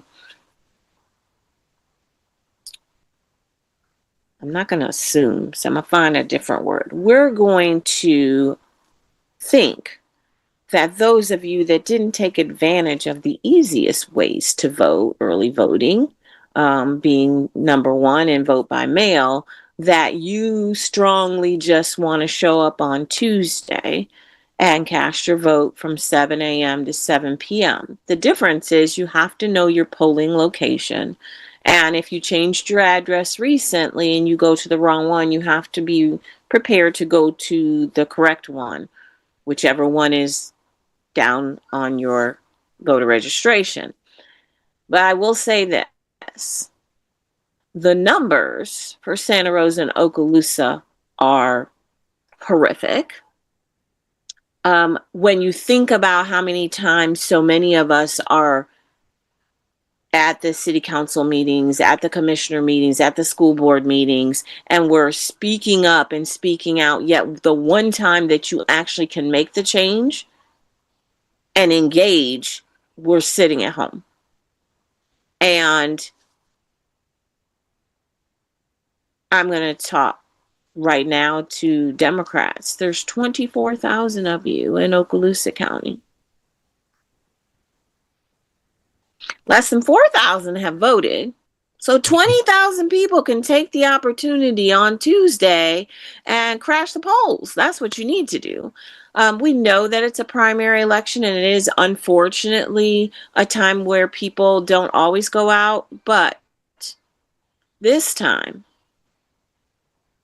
knowing everything that we talk about every single Sunday and knowing what you are actually living yourself. And if you're not experiencing it, I know you have a friend, a family member, a church parishioner, a neighbor down the street, or a community that you can see from your wonderful window that you know is struggling. And now is the opportunity to say, you know what, I'm going to do something. The Panhandle Coalition has a ballot that can show you who you can vote for, and maybe Derek will put that up and I'll go over that. The NAACP, it's really not NAACP, but Okaloosa County has a smart vote, has the same people on it that the Northwest Florida Panhandle Coalition chose. There is a strong sense of now is the time and we must do something. And the people on the ballot that you need to vote for are doing the work. And they're coming onto the show. They might not have been able to come to the Panhandle, but those that are on these pages, this thing that he just put up on the screen, Angie's been here 3-4 times to all of our areas. Earl Ford has been on this show. He was with the other caucuses. And some of the other ones, David Jolly's been here. And then, of course, Linda and Brett are the ones that we're saying you should choose. The school board was very difficult in Okaloosa. It's a difficult race. These are the two that we think. We know Linda will stand up when need be, and Brett is the choice better than the opponent. And so what we're asking you is cast your ballot for Angie Nixon. Cast your ballot. Angie Nixon, by the way, just in case you didn't know, she's top of the ticket. Top of the ticket. Many people think the governor is, but it's not. It's the U.S. Senate. And Angie Nixon, you've seen, I think Derek showed last time where she's changing attire. Like, she's been all over the state of Florida, sometimes 2-3 times, traveling across the state at night, missed her child's first day of kindergarten to be up here, so then she could go to Quincy so she could then go to the Keys. Like, this is someone who understands the fight because she lives it every single day. And I really liked what our CFO candidate Earl Ford said when he said, we need a new branding of what the Democratic Party looks like. It needs to be people that are fighting for us for real, not ones that just talk about it, not ones that are cherry picked or hand picked, but those that are actually doing the work. And it's not always the one who has the most money that is the right candidate. We learned that when we had the opportunity in 2018 to push Andrew Gillum over. And again, these candidates will rely on Northwest Florida, because we are in Central's time zone, to decide the race. So if they're neck and neck or close, it is the Panhandle in Central time zone that is open when they close at 7 because it's 6 here. So I know I've talked a little bit longer. Can't tell if Derek wants me to be quiet. But he should have given me a cue. He didn't. But I just want everybody, Okaloosa, Santa Rosa, Escambia, Walton County, like that is what they're going to look for. And I don't want to get the call and let them now with these numbers that we have right now. I want them to say, oh, wow, y'all went from the bottom to the, can we just get in the game? But can we say that? I'm just saying, because I don't know what you're playing. We're going to go with maybe you're playing Connect 4, because those are checkers, but you forgot we're playing checkers, the other game that you play with those little pieces. And so the way to show that is to show up and to go vote, because Connect 4 is not going to get it for us. It's really not. I need you to play checkers and then move to chess in November. Okay, I'm done for now. I'm just saying, let's go vote. If you need a ride, please reach out. You can call me directly. I will connect you with someone or come get you myself, 850-259-4735.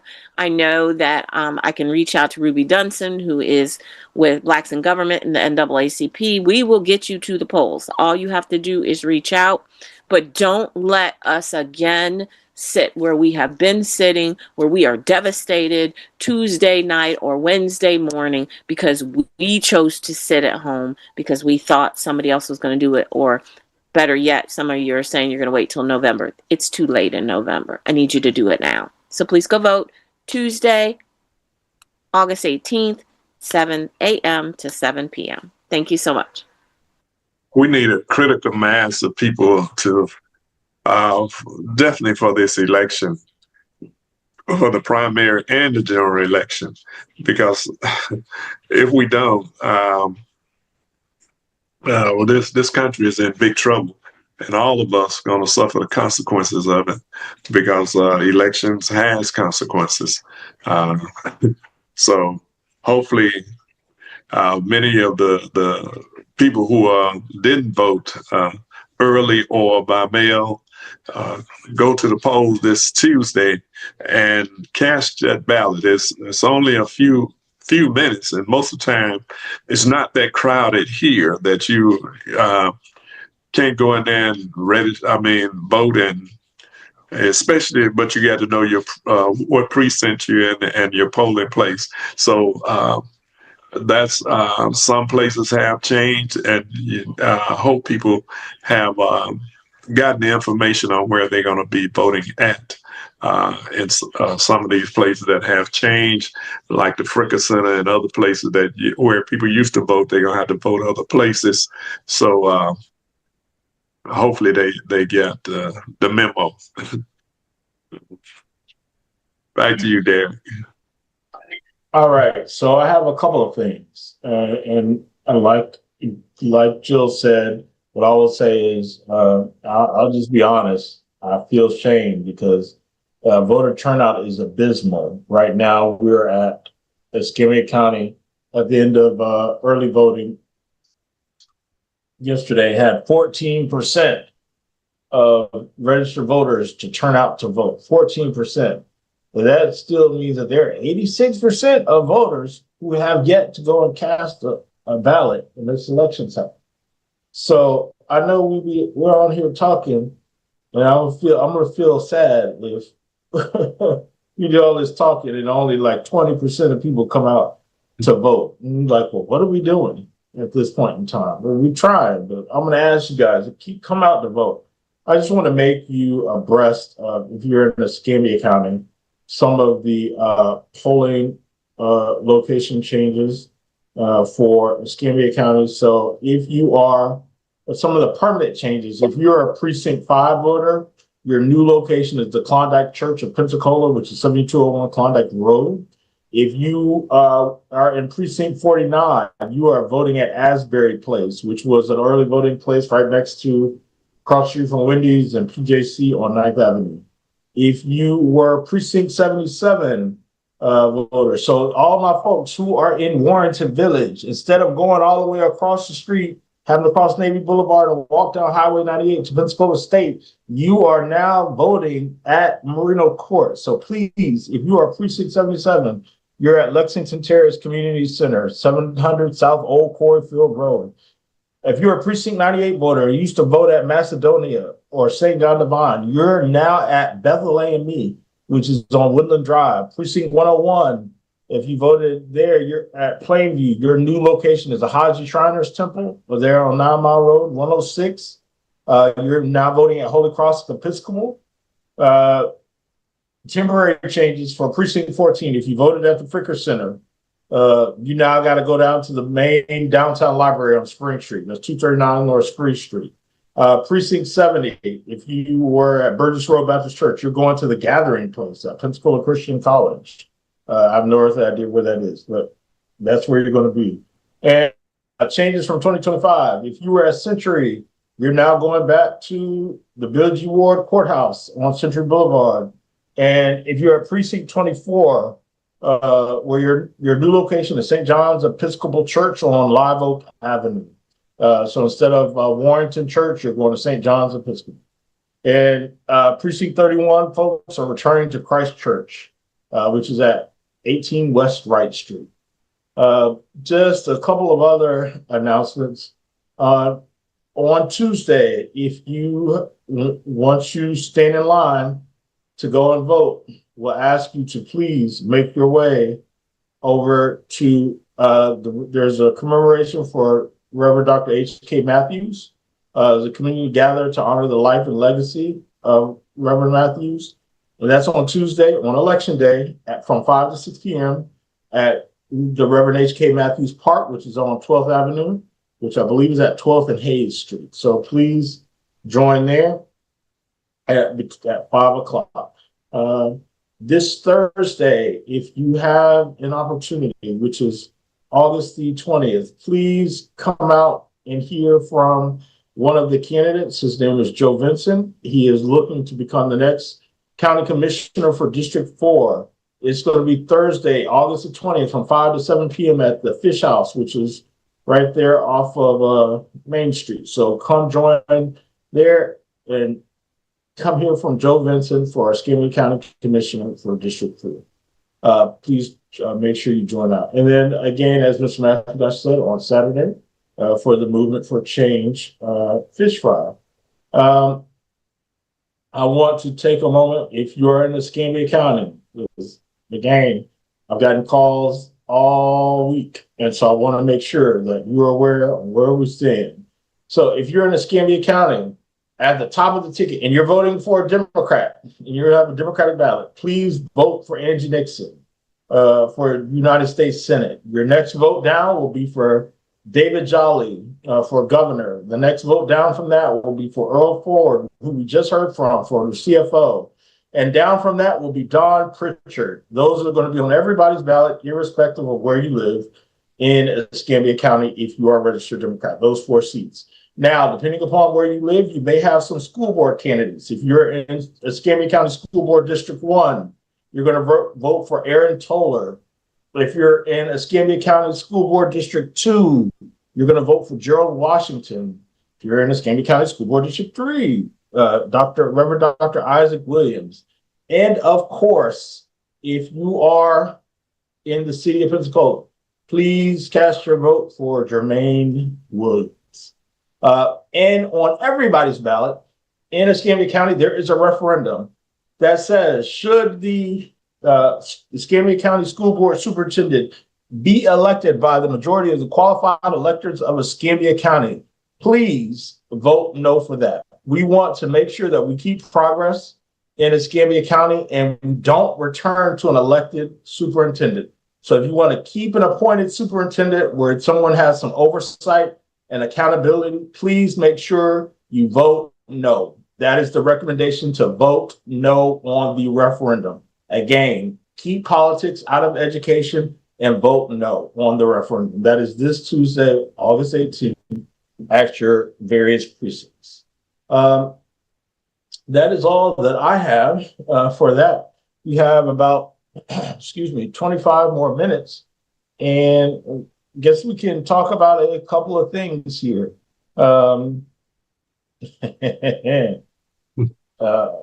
I do it? So here in Florida, there's been a lot of Democratic infighting in Florida, particularly at the folks who are running for several of the congressional seats. There's some infighting at the top of the ticket. I won't say infighting because that makes it sound like all candidates are fighting, and that's not the case. There's a lot of nasty and venomous and vile texts and comments that are being made regarding candidates, particularly candidates of color, that I want to talk about. Let's talk about the first of which, we of course, of course, Angie Nixon is always there. Come back, Jill. Angie Nixon is always there, and she's gone through her trials and tribulations here. But there are a couple of other things. Number one, the race for, I would say, for Congressional District 22, 23, I don't know which one it is, that Jared Moskowitz is running against Democratic challenger Oliver Larkin. That race has gotten very vicious, heated, tumultuous.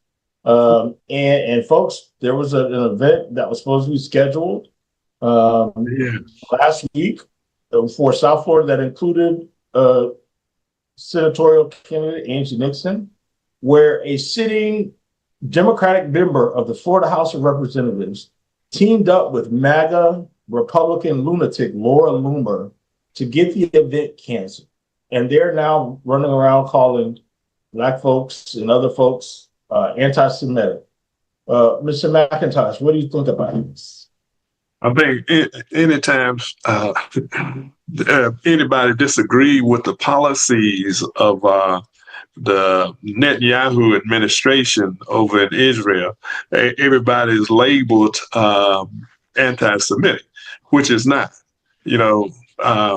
We see what is taking place over there, whether it's in Gaza or Lebanon, and we see people are being lives are being destroyed, children's lives in hospitals and schools, and just a whole host of things taking place because of Trump and Netanyahu regimes that are for taking people property and killing people. And that's not anti-Semitic to criticize the leadership Netanyahu and others who are doing what they are doing to the people of Palestine and Lebanon and other people around that region. So no, it's not anti-Semitic, and we know that that's a label that they put on people when they don't want people to criticize the issues of what is going on. And so no, that's not anti-Semitic. And on top of that, how can anybody support the killing of babies and women and children, and just destroying everything and causing the starvation and areas, blowing up people's homes with the whole families are being wiped out. So nobody should be supporting that, especially people that supposedly have come out of Germany, concentration camps and other things, but their campaign is to do the same thing to the individuals of that land that has happened to them. But I think that's a tragedy that a Democrat would be in cahoots with that lunatic that has done nothing but spread hatred and the propensity for violence in this country. So, yeah. Jill?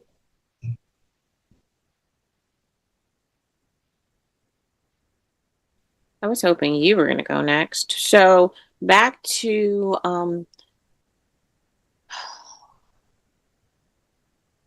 I think for me, I'm just tired, Derek. I'm tired of all of the ways that everybody finds to twist and turn things to the benefit of them that don't look like us. That's what I'm going to say to them. And then when we want to speak out and say, hey, what Alex Vindman's wife said about Angie, everybody's like, oh, hush, hush. No, it's not as bad as you guys are blowing up. It's not that bad. They took it down. You should say nothing. And then you have this, and I only saw parts of this. So I saw where Angie Nixon had to come on Facebook Live and say, yes, you guys are calling this out, and yes, you've threatened us, but we're still going to have the event. And so because I guess she said that, then they shut it down. But I think your perspective, because I know you and BJ had the opportunity to read through the state chats and all of the people saying stuff that I didn't actually see. That's why Derek made us go first, Mr. McIntosh, because he has the down low on everybody. He just wanted our opinions, and then he's going to break it down. So I'm going to get out of the way right now and let Derek just break it down for you. And then if I need to come in and say something else, I will. But voting on Tuesday can change all of this. That's what I'm going to tell you. Let me just say, I don't know what you're talking about state chats, because as an informed citizen, all I'm doing is just reading what I see people are posting. Right? So the state chat, people just talking. Yeah, just people talking. Yeah, right. So state chat is the people around the state chat across the state, statewide, from Escambia all the way down to the Keys, people having this conversation. And I have to be honest before he goes that this Friday, Saturday, Sunday has been horrific for me. So I have been trying to put my life back together. And so I've been a little, so when I say state chat, I just mean the chattery that goes across the state of Florida. Correct. And therefore he can share, because they did have a conversation. They do keep, we keep each other in tune because we're friends. But I missed some of it. And so maybe Derek can kind of give you some of the things that people are saying so that you can truly understand what's going on. Yeah, no. So they, what I would say is that like I said, they canceled an event because one sitting Congresswoman Rashida Tlaib, who's supposed to be in attendance at this event, and she has been openly critical of Congresswoman Debbie Wasserman Schultz for entering the race, which is Congressional District 20, which is a Black access seat. And Debbie Wasserman Schultz is the furthest thing from Black. And so there's just been a lot of chatter around that. And the fact that they've attacked Democratic candidates, particularly a lot of the Black candidates are in the race. I know Bernard Taylor, who is running as a Democrat for a congressional seat down in South Florida, has just been labeled anti-Semitic. And it just so happens to always come from the folks who are sitting representatives or the people in that contingency of South Florida who, if for some reason you have, as Jill said, an opposition, or maybe it was you, Mr. Matt, I'm not sure, have an opposition or a differing point of view from someone of the Jewish faith, that automatically labels you anti-Semitic, right? And for the life of me, I don't understand it. Having a criticism that says it is, for it to be a Black access seat, it is inappropriate for Congresswoman Debbie Wasserman Schultz to be running in that seat is my opinion. Does that make someone anti-Semitic or make me anti-Semitic for feeling like that? No. But to shut you up, people want to say, oh, you're anti-Semitic, and that's supposed to quench the noise, from this. And so what I will say is that people across the state of Florida have an opportunity to have their voice and heard in a loud way.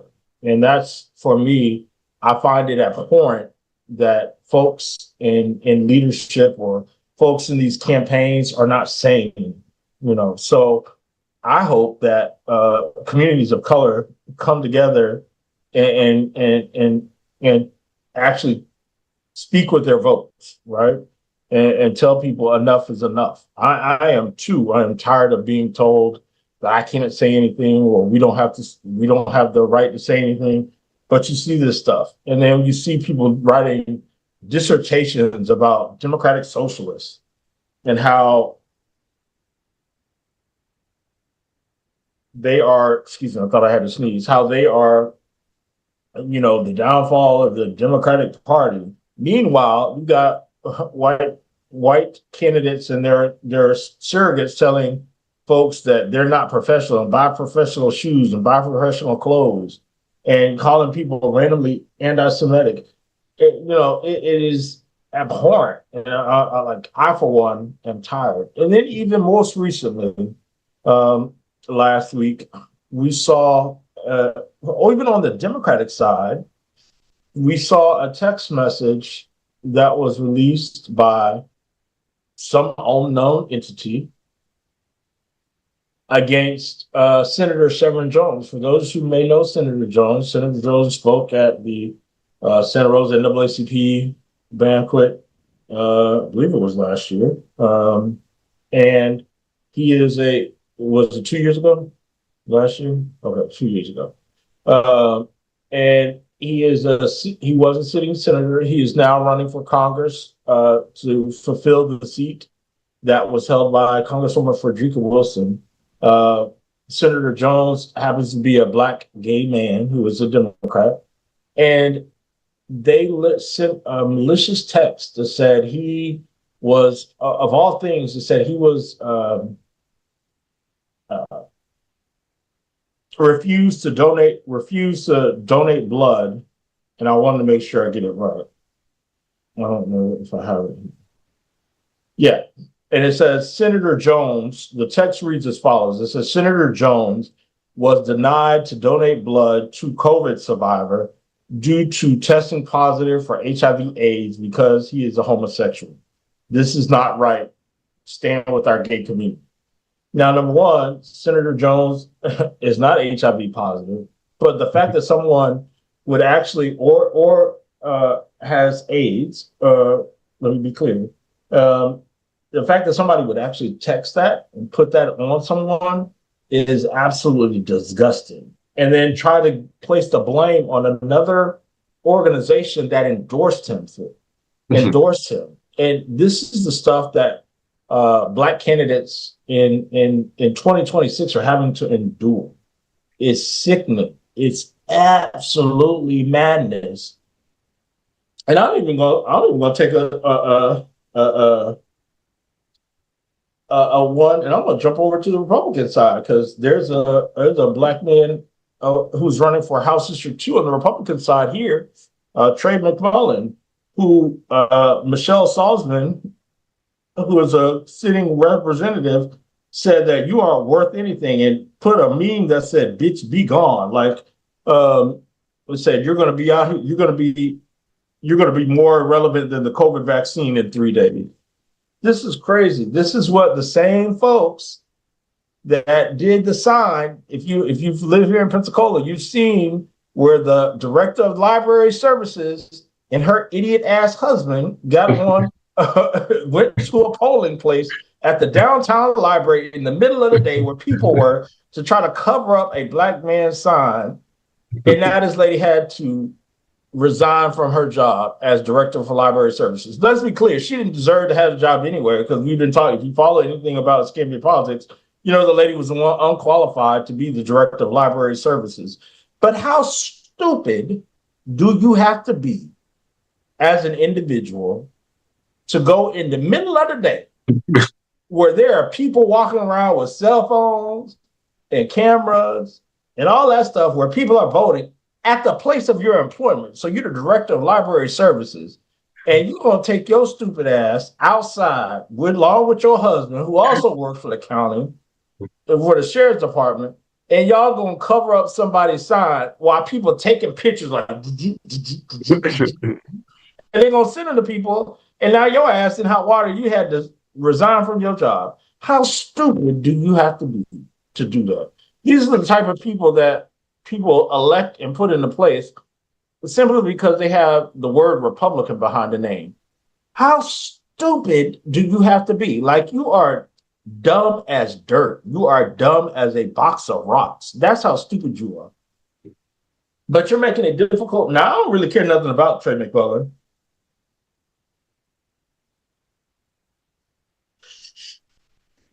Excuse me, thank you. I don't care anything about his candidacy, but the fact that y'all would do that again to another Black man, again, I guess if I were Trey, we were trying to tell you, you still Black. They don't want you. You know, why are you doing all shucking and jobbing? They don't want you. That should have been proof positive. If that wasn't proof positive, this post that this lady made on Twitter should have been proof positive. And you keep it like, oh, well, you know, they don't want you. And they're telling you that there's no room for Black folks. But we're seeing it also amongst Democrats. And I, for one, am tired of it. It's time for folks to show them something. Show them a little something. That's all Mr. Mack, that's what you think. Yeah. It's really sad that the so-called established Democrats going against people that has the potential to win. The Democrat socialists is what people are looking for. They're looking for fighters. You know, the same thing we've been talking about on this show. They're looking for people who are fighters, at least have the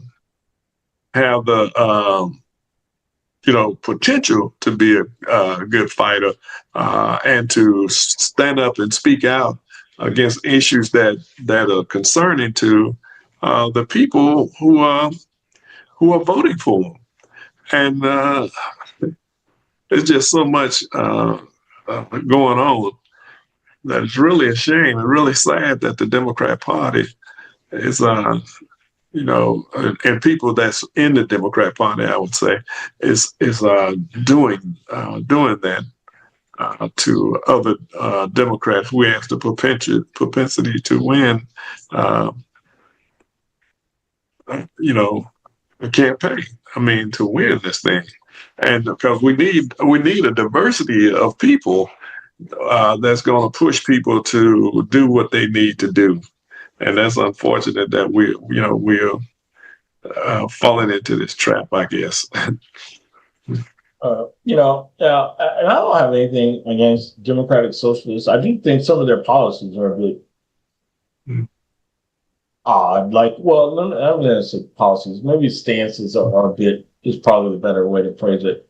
Like just this week, they made a statement commemorating 100 years of Fidel Castro and regarding him as a charismatic and something leader. Yeah, like that's a little strange, But is it them or is it somebody posing as? No, well, it's on their official page, so I don't know. Yeah, You know, that type of stuff is a little bit strange. I don't understand that, but maybe I'm not supposed to understand it because I'm not a democratic socialist. So I'm not in their organization, right? But it's tiring. It's tiring. So for the Black candidates, and candidates in general, but particularly these Black candidates who are having to endure the harshness of running just to stand up to make Florida or make wherever they're running better. Like, I salute you. I hope people are standing with you on Tuesday, August 18th. That is what I will say. Let's do what we can to get them across the country. I was going to say, Derek, if the Democrat socialists that get elected is going to be like Mondani, that's a great thing, because what he's doing in New York is just absolutely awesome. And that's what we need. We need somebody that's going to look at this from a different point of view, I guess, and look at the people from the bottom up, not just from the top down, because it never get down to the people at the bottom, or the middle class, because everything trickles up. It's supposed to be trickling down, but it trickles up, and it's moving at massive amount of funds from our potential to have a better life in this country, especially young working people. People who are looking to get into the job market, stuff, everything is being taken from them. Mm-hmm. But I do want to hit on, since 2000, there has been 70 hangings in this country since 2000. And every one of them has been adjudicated, even before it get to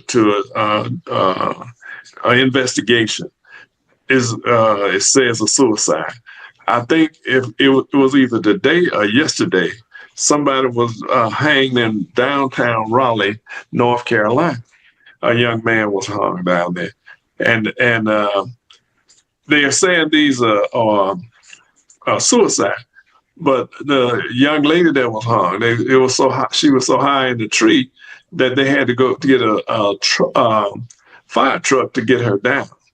So there's no way that she climbed that tree, hung herself, and this is in Mississippi, in Jackson, Mississippi, and a lot of these things that are going down, Black people are being hunted, and that's why I say Black people should not go anywhere by themselves if they can help it, unless it's an emergency, especially traveling at night. Especially young men and women who travel a lot at night, they don't need to be out there by themselves. They need to be, you need to be with somebody that maybe can help, because we're being hunted now. And law enforcement is acquiescing by saying, this is not a lynching, this is a suicide. Even before the body is cold, even before there's an investigation, they're saying that it's a suicide. And then Trump have given them carte blanche, these terrorists and police misconduct that's taking place in our communities around the country. And now they're going to spend $20 million on some taser gloves, I call them, supposed to give you electric shock that causes serious pain and suffering. These and the people that are already using these tasers, they are ruthless savages. What they are doing to people and separating families and killing people, shooting people for executing people without a trial on the street, because these are the people that Trump and put on the streets that's supposed to be at the border, should never be in any cities or anywhere else, because these are people don't have any training in law enforcement, and and I guess that's the cruelty of it. That's what they want. The cruelty is the policy, you know. But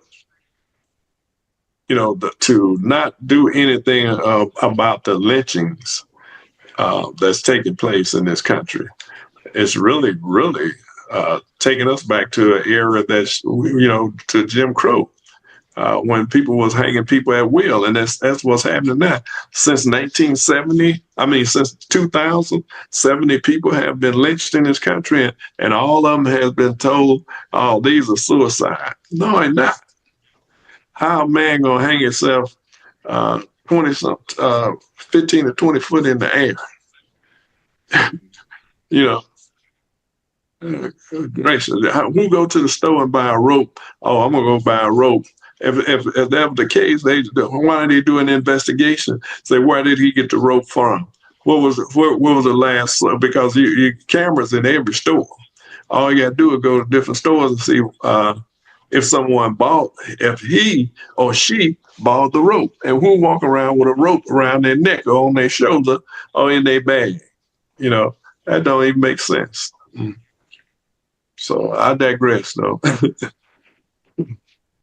You're absolutely right. It's time to fight the good fight.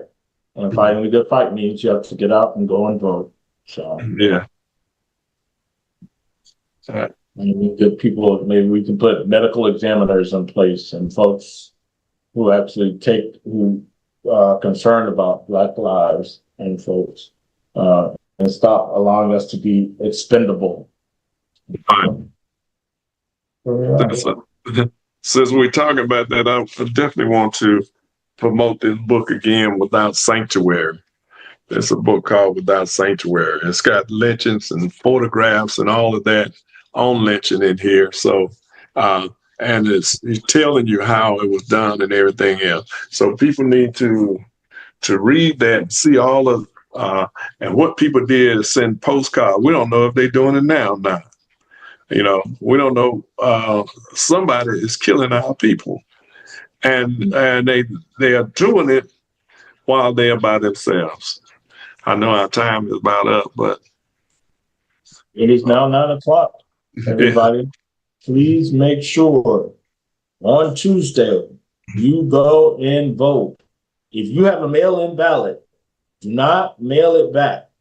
Please just go and vote on Tuesday, or you can go to your local supervisor of elections and turn it in there if you don't have the time to wait in line. But do not put it in the mail. Go and vote. Look for your precinct. If you have questions, call Jill, call myself, call BJ, call whomever, so they can tell you where you need to go vote. And please make sure you go and vote. Have a good night, everybody. We will see you back next week. Take care. Good night. Thank you. Have a good night.